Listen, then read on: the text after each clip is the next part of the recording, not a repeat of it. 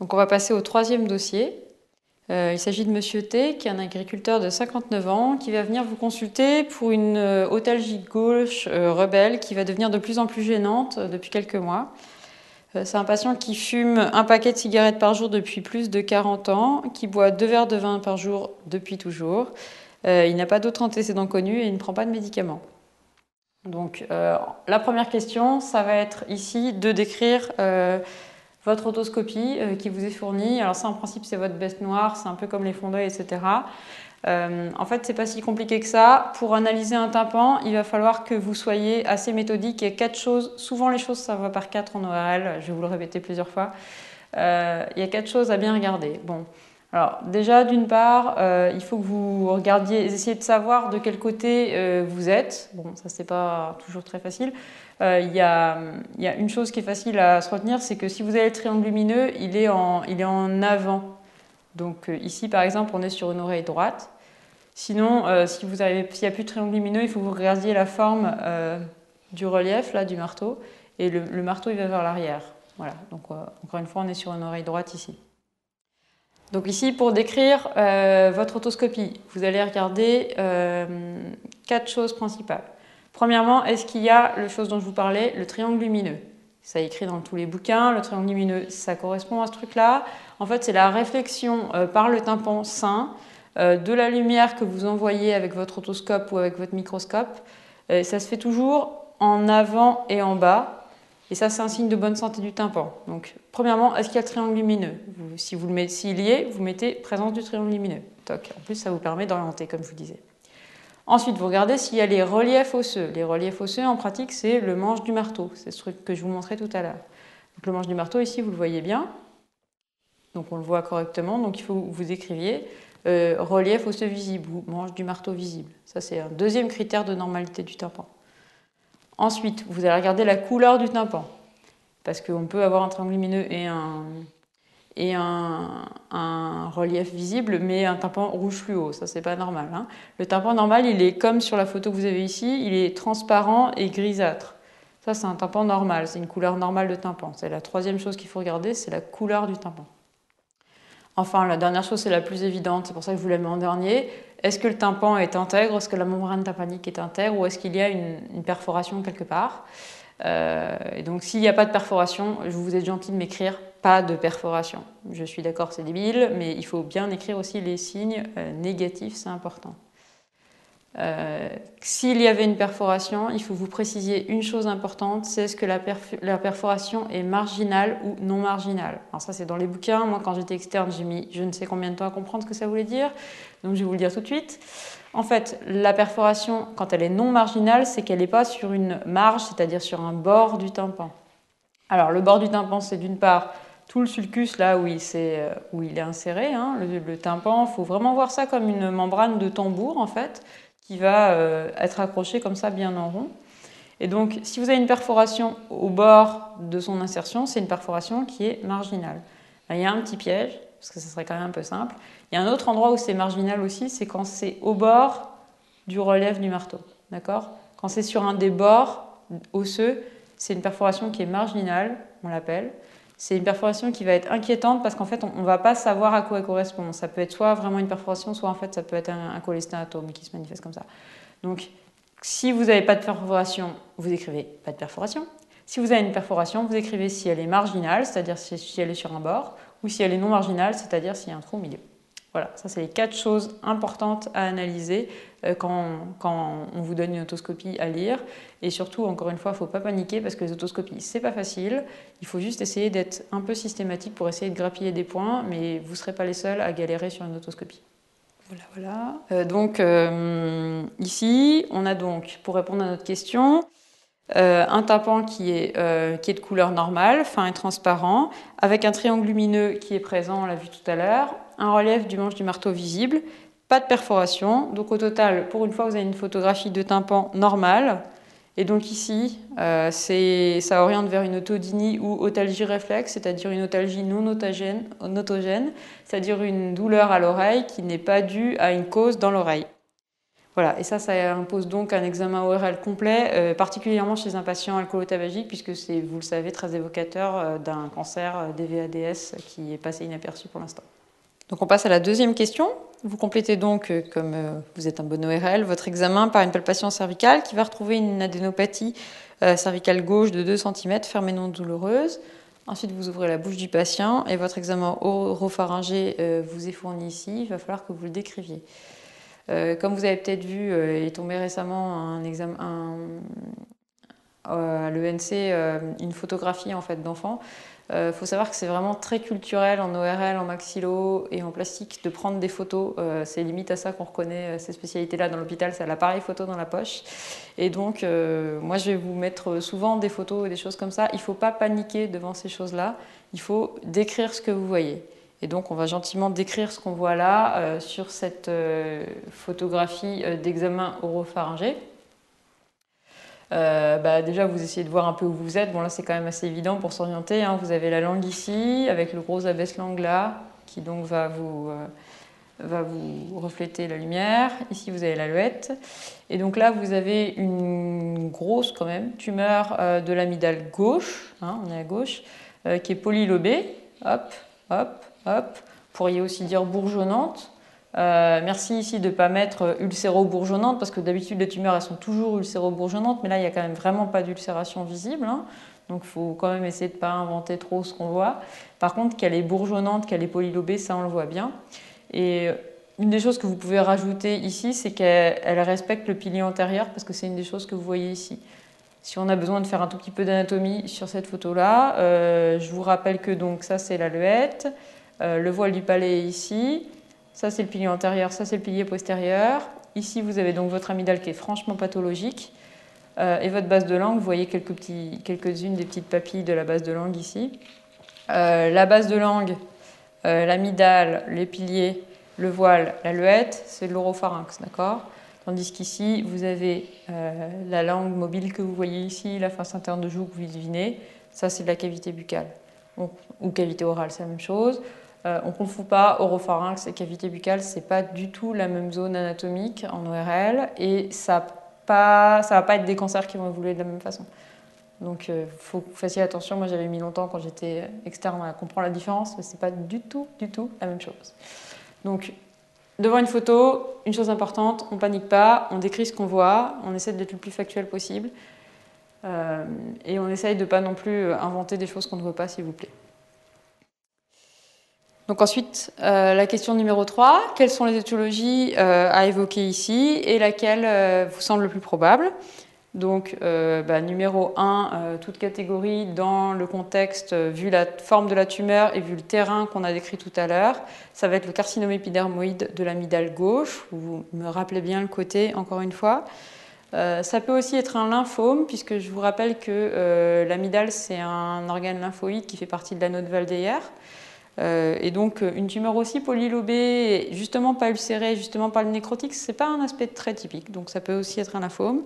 Et puis il faut aussi évoquer toutes les autres histologies malignes, puisque ça c'est les choses les plus fréquentes dans la bouche, mais on pourrait même avoir un sarcome dans la bouche, même si quand même, heureusement, c'est pas très souvent. Par contre, il va absolument pas falloir, dans le cas précis, évoquer une tumeur bénigne. Pourquoi? Puisque dans la question précédente, on vous a bien dit qu'on avait commencé par palper le cou du patient, et qu'il y a une adénopathie. Donc des adénopathies satellites d'une tumeur bénigne, ça n'existe pas. Hein, on rappelle bien ça. Donc j'ai mis un 0 au cadre, c'est un peu méchant, si jamais on parlait de tumeur bénigne ici, parce que ça ne peut pas être une tumeur bénigne. Bon, dans le contexte, le plus probable, ça va être le carcinome épidermoïde, en raison du terrain alcoolotabagique du patient, et de l'âge, et des adénopathies éventuellement. On passe à la question 4. Donc, votre diagnostic le plus probable est confirmé. Donc, ici, c'est le carcinome épidermoïde de l'amygdale. Quel bilan paraclinique va être indispensable avant tout traitement? Alors, il y a plusieurs choses à dire sur cette question. D'une part, il faut se méfier de ce genre de questions complètement ouvertes et très très larges. Et si vous ne rangez pas un peu vos idées, vous n'allez pas arriver à mettre tout ce qu'il va falloir faire. Donc, il va falloir qu'on s'applique bien à ranger tous les examens qu'il va y avoir à demander. On va voir ça un petit peu après. L'autre chose qu'il faut bien se rappeler en ORL, on va faire un petit aparté là-dessus, les cancers ORL, faut pas se braquer dessus. En fait, ils se ressemblent quand même tous pas mal, notamment au point de vue du bilan, au point de vue du traitement, au point de vue du terrain. Hein, tous les cancers des VADS, ça va être des cancers qui vont arriver chez, très caricaturalement, l'homme de 55 ans qui boit et qui fume. Hein, c'est 9 hommes pour une femme à peu près. Il faut une grosse intoxication alcoolo-tabagique. La caractéristique numéro 1 de ces cancers, c'est que ce sont des cancers qui peuvent apparaître chez des patients en plusieurs fois. Ils peuvent avoir plusieurs localisations différentes. On peut faire un cancer de l'œsophage, puis un cancer de l'amygdale, puis un cancer de la langue, etc., etc. Donc il faut toujours chercher chez un patient alcoolo-tabagique avec un cancer ORL, un autre cancer ORL qui sera apparu en même temps. Ça, c'est vraiment la chose qu'il faut se rappeler. La dernière chose dont il faut bien se rappeler, c'est que les cancers ORL, entre guillemets, c'est en fait les cancers des voies aérodigestives supérieures. Et donc, comme localisation, ça correspond à, d'une part, la cavité orale, ensuite l'oropharynx, le larynx, l'hypopharynx et plus ou moins l'œsophage. Le cavum, les sinus, c'est à part, il ne faut pas que vous les appreniez avec. Il faut bien que vous les sépariez complètement. Ces deux cancers-là, ils sont complètement différents, ils n'ont rien à voir avec les autres qui sont des cancers typiques des alcoolo-tabagiques. Voilà. En raison de ça, en raison du fait qu'il y ait plusieurs localisations synchrones de cancers possibles sur le terrain alcoolo-tabagique, quand on fait un bilan d'un cancer ORL, on cherche toujours un autre cancer ORL. Et donc pour ça, il y a le mot barbare que vous avez dans les bouquins qui est la panendoscopie ORL sous anesthésie générale. Alors qu'est-ce que c'est qu'une panendoscopie ORL? Pan, c'est tout en grec, donc c'est qu'on va voir toutes les VADS sous anesthésie générale, en allant voir avec différents tuyaux qui correspondent aux différentes zones anatomiques où vous voulez aller, s'il y a une tumeur ou pas. Donc en fait, une panendoscopie, ça correspond à une laryngoscopie directe, plus une hypopharyngoscopie, plus une oropharyngoscopie si ça existait. On ne le dit pas en principe, mais en fait c'est ça qu'on fait, on va regarder dans l'oropharynx ou dans la cavité orale. C'est ça une panendoscopie, ça comporte plusieurs examens successifs avec des tuyaux rigides successifs, des VADS, et ça vous permet d'aller vérifier qu'il n'y a pas, en plus de la grosse tumeur de langue que vous avez vue dès que le patient est rentré dans la consultation, derrière une petite tumeur de l'amygdale ou une petite tumeur du sinus piriforme.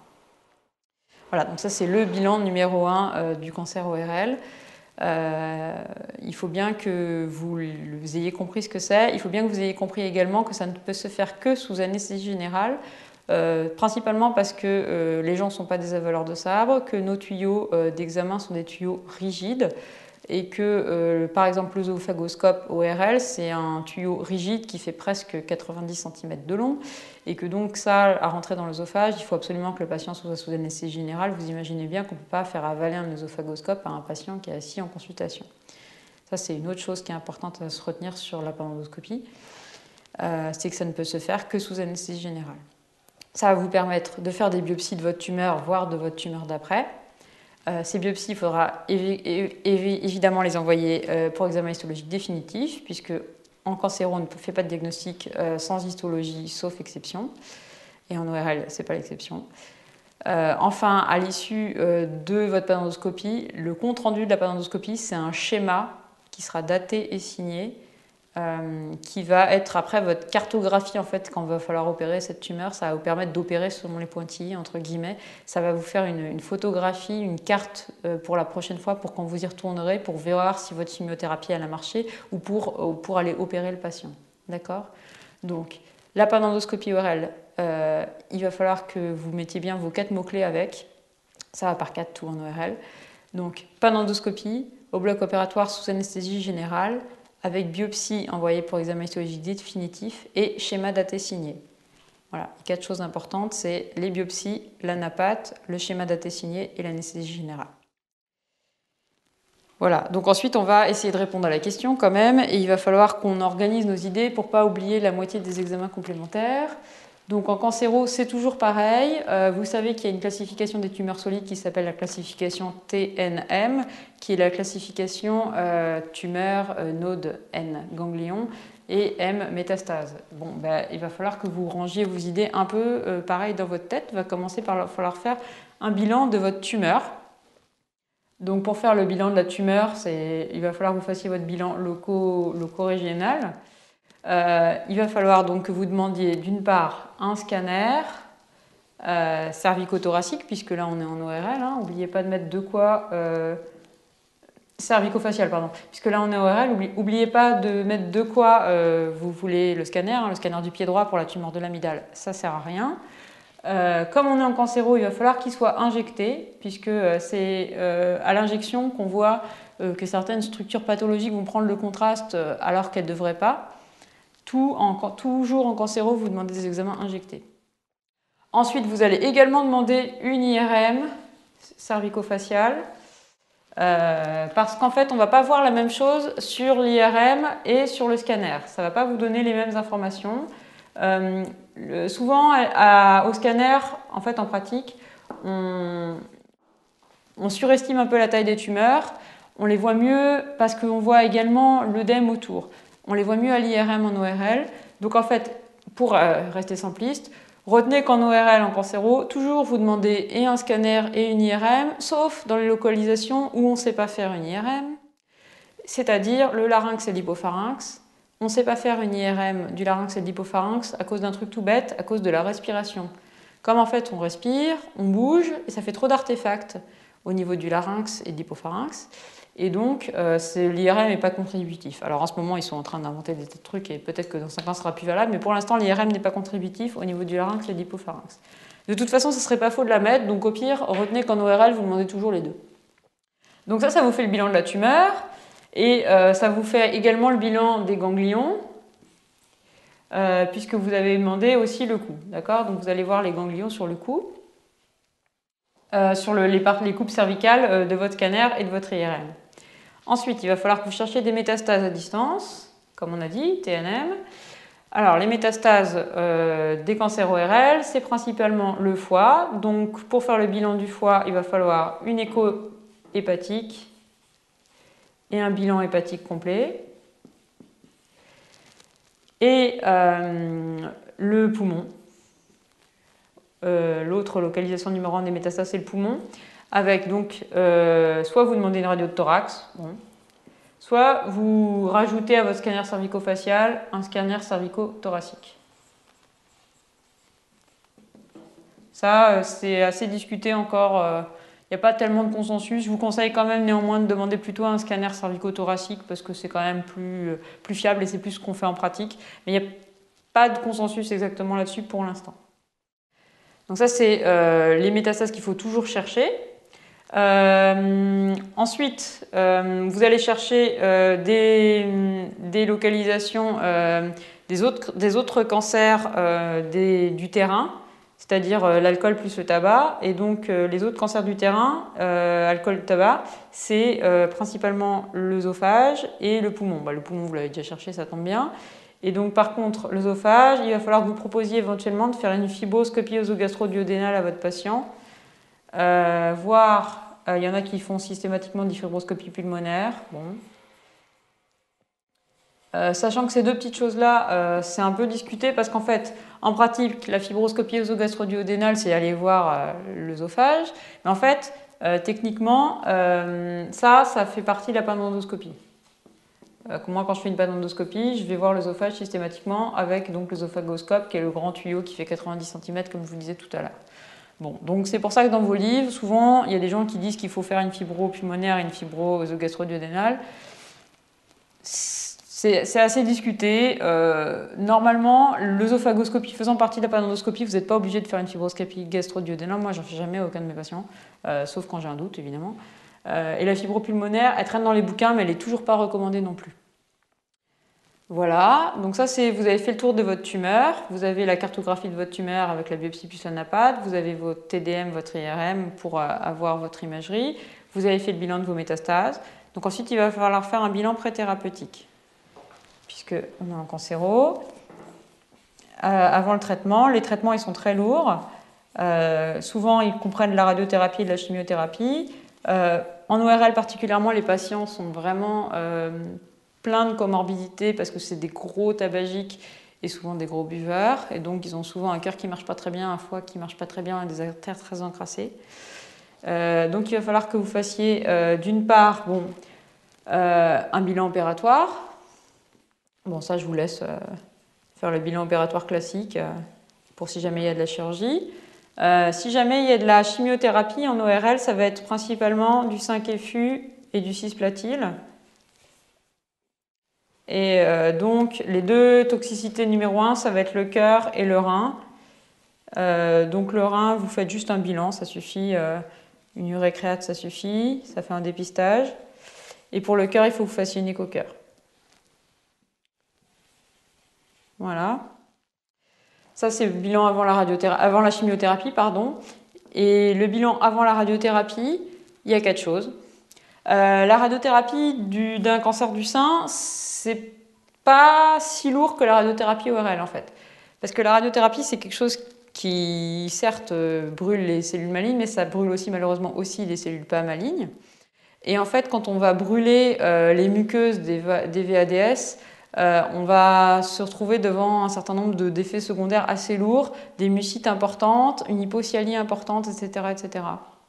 Et il y a une complication numéro 1 que vous devez absolument redouter avant de faire une radiothérapie ORL, c'est l'ostéoradionécrose mandibulaire. Alors, on ne sait pas très bien ce que c'est que l'ostéoradionécrose mandibulaire. Il faut considérer que c'est une espèce de nécrose aseptique de la mandibule qui est probablement due au fait qu'elle n'est plus très bien vascularisée à cause des rayons. Ça fait après des infections torpides, des fractures pathologiques, des douleurs très pénibles chez les patients. Une fois que l'ostéoradionécrose est installée, on ne sait pas très bien la traiter.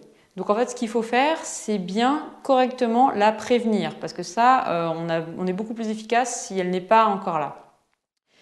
Et donc, pour prévenir l'ostéoradionécrose, on pense que ce qu'il faut, c'est essayer que la mandibule soit au maximum libre de tout germe pour éviter qu'elle soit agressée par eux et qu'après s'installe cette espèce d'ostéite. Donc pour ça, il faut absolument qu'avant de commencer la radiothérapie, vous ayez fait un bilan stomatologique complet. Alors, pour ça, si vous envoyez un patient chez le stomato sans panoramique, il ne vous l'examine pas. Hein, donc, les 4 mots-clés du bilan pré-radiothérapie, c'est panoramique dentaire, consultation stomatologie, c'est important. Ensuite, après, il faut que votre stomatologue il remette en état la denture. Alors, le mot-clé, c'est remise en état de la denture. Ça veut donc dire soigner les dents, mais comme on parle médecin et comme les stomatos ont un langage un peu particulier, les dents, c'est la denture et pas la dentition, et on dit remise en état de la denture. Ça veut dire en fait enlever tous les foyers infectieux, enlever toutes les racines qui traînent, tous les abcès, tout mettre à plat pour que la denture soit la plus saine possible. Et le 4e truc, c'est de réaliser ce qu'on appelle des gouttières fluorées. C'est réalisation de gouttières fluorées. Donc c'est comme ce que vous aviez, si vous avez eu un traitement orthodontique, on vous a pris des empreintes à un moment pour arriver à regarder, modéliser vos dents et les remettre en place. Et bien les gouttières fluorées, c'est comme les empreintes qu'on vous a prises. C'est des gouttières en silicone qu'on va clipser sur les dents avec un gel de fluor qu'on va appliquer pendant 10 minutes pour aider la gencive et l'os à se défendre en fait, pour faire une fluoration correcte. Tout ça, ça doit absolument être fait avant que le traitement par radiothérapie ait lieu. D'accord, c'est les 4 choses importantes du bilan avant radiothérapie.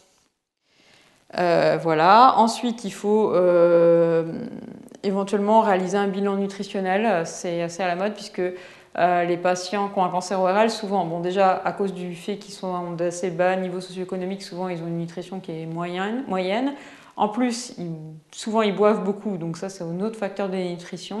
Et enfin, comme ils ont une tumeur ORL, souvent elle les empêche de manger en fait tout bêtement, ils ont une dysphagie aussi. Et tout ça, ça fait que ces patients-là, il faut penser à leur proposer de faire un bilan nutritionnel parce que ça va vous aider de savoir d'où vous partez. Si votre patient il est très dénutri, il va beaucoup moins bien supporter la chimiothérapie de cheval que vous allez lui mettre ou la grosse chirurgie que s'il est correctement nutri au départ. Donc, après tout ça, on va essayer de répondre à la question quand même. Donc, la première chose à faire, c'est donc de parler de la panendoscopie ORL, qui va être faite sous anesthésie générale avec des biopsies multiples qui vont être envoyées pour examen histologique définitif et qui va se conclure par un schéma daté signé. Ensuite, ça c'est 0 au cadre, si vous oubliez la panendoscopie, c'est le bilan ORL. Hein. Ensuite, vous faites donc votre scanner et votre IRM cervico-facial avec injection les deux. Donc on peut proposer de faire la fibroscopie œsogastro-duodénale qui est donc à la recherche d'un autre cancer de l'alcoolique, mais encore une fois, en théorie, ça fait partie de la panendoscopie. Ensuite, vous faites un bilan d'extension qui va comprendre donc une radio de thorax ou un scanner pulmonaire, une fonction hépatique avec une échographie hépatique. Puis votre bilan thérapeutique va comprendre un ECG, plus ou moins une échographie cardiaque, une numération avec un ionogramme sanguin, une urée, une créatinémie pour faire une évaluation correcte de la fonction rénale avant la chimiothérapie. Ensuite, vous allez faire un panoramique dentaire avec un examen stomatologique, une remise en état de la denture et une confection de gouttière fluorée. Enfin, vous allez demander le bilan préopératoire, puis le bilan nutritionnel. Je vous fais une dernière parenthèse sur le bilan pré-thérapeutique des cancers ORL. Globalement, il faut que vous sachiez que les cancers ORL, il n'y a pas tellement de consensus, c'est assez discuté. Il y a plusieurs écoles différentes sur quel traitement on met. Donc ce qu'il faut bien que vous reteniez, c'est qu'il faut discuter la chimiothérapie néoadjuvante, opérer ce qui est opérable, et discuter la radiothérapie adjuvante derrière. Donc il faut bien que vous pensiez dans votre bilan pré-thérapeutique de toujours vérifier que le patient peut supporter la chirurgie, la chimio et la radiothérapie. Et ensuite, les indications thérapeutiques ne sont pas à savoir quand on est externe. Peut-on demander un scanner cérébral ? Alors, c'est pas faux de demander un scanner cérébral, mais ça fait pas partie du bilan systématique des cancers ORL. Dans la recherche des métastases dont on a parlé tout à l'heure, ça c'est le bilan minimal, d'aller voir le foie et le poumon. Et en fait, s'il n'y a aucun signe clinique, on s'arrête là. Par contre, s'il y a des signes cliniques type signes focaux neurologiques, là, on demandera un scanner cérébral, effectivement. Et s'il y a des signes de type douleur osseuse ou douleur à la palpation, là, ce qu'il faudra penser à demander, c'est une scintigraphie osseuse. Mais ce n'est pas des examens qui sont systématiques pour les carcinomes épidermoïdes des VADS. C'est des examens qu'on fera à la demande uniquement s'il y a des symptômes. Donc je ne le mets pas dans le bilan global ici, puisqu'il n'y a pas de symptômes décrits dans ce cas précis. Alors, on va passer à la 5e question. Le bilan que vous venez de faire est jugé normal. Quel est le stade TNM? Ça, c'est la pure question bête et méchante. Hein. La classification TNM, il faut les savoir.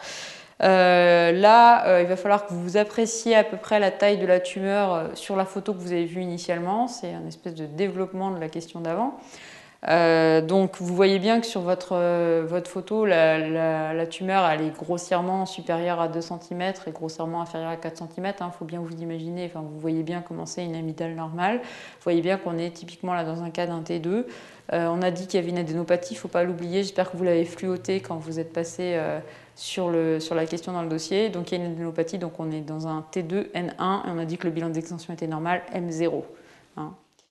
Si jamais, par hasard, dans une des questions, on vous demande une TNM et qu'on ne vous a pas fait le bilan d'extension, vous ne mettez pas M0, vous mettez MX, parce que c'est M, on ne sait pas. On va passer à la question numéro 6. On va décider de traiter ce patient par radiochimiothérapie. Hein, comme je vous disais, il n'y a pas à savoir les indications, donc souvent, on va vous proposer le traitement directement. Ici, donc, on a fait juste une radiochimiothérapie. Quelles sont les autres mesures associées indispensables ? Alors là, c'est un peu la question fourre-tout, il ne va pas falloir oublier de choses. La première chose, c'est pareil, il boit, il fume, arrêt complet et définitif du tabac et de l'alcool, avec éventuellement la prévention du délirium tremens qui doit aller avec, et qui doit être votre obsession en ORL, parce qu'ils font des très gros délirium tremens, ces patients-là. Donc quand vous êtes devant votre dossier, vous fluotez votre alcool, votre tabac pour penser à l'arrêter, et arrêt complet et définitif du tabac et de l'alcool, ça va toujours avec prévention du délirium tremens. Ensuite, il va falloir également, on en a parlé tout à l'heure, renutrir ce patient correctement, lui apporter des antalgiques parce que c'est des tumeurs qui font mal et puis des traitements qui vont faire mal. Ça, c'est assez propre à l'ORL. Il va falloir lui faire de la rééducation, de la phonation et surtout de la déglutition, parce que c'est des tumeurs qui sont toujours placées au carrefour des voies aérodigestives supérieures qui font souvent responsables de fausses routes. Ensuite, c'est un cancer, donc il va falloir que vous fassiez une demande d'ALD 30 pour prise en charge à 100% des différents frais. Il va également falloir que vous pensiez à apporter à ce patient un soutien psychologique, parce que c'est pas des nouvelles très faciles à vivre, et donc il faut bien penser à le faire dans la vraie vie aussi. Enfin, il va falloir aider ce patient à se réinsérer de façon dans la vie active pour qu'il retrouve son travail, parce que ça fait largement partie du traitement des cancers des VADS, parce que c'est des patients qui vont se remettre à boire en fait après, si vous les aidez pas un peu à se remettre à travailler, etc., et qui vont être complètement désocialisés. Ensuite, c'est, comme on l'a dit tout à l'heure, la complication numéro 1 de la radiothérapie ORL, c'est l'ostéoradionécrose. Donc, dans les mesures associées, il va falloir penser à réaliser des gouttières fluorées dont je vous parlais tout à l'heure. Enfin, c'est un cancer. Il faut absolument que dans les dossiers de cancéro, vous écriviez surveillance clinique et paraclinique à vie. La cancéro, ça surveille à vie.